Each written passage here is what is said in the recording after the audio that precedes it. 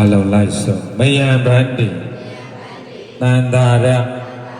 ဝဋ္ဌဒုက္ခတောမောဇနထာယဣမံဝတ္တဝါတိကစီဝရံတံဂတဒေမနိဗ္ဗာနတပစ္စယဟောတုအရှင်ဖေယတပည့်တော်တို့သောဝန္တကြီးရွာအလှရှင်အများစုပေါင်း၍လင်းလုံးမြင်စာတင်တိုင်းရှိဖရာအမှုရှိသောစာချစာတင်တန်ဃာတော်950ကျော်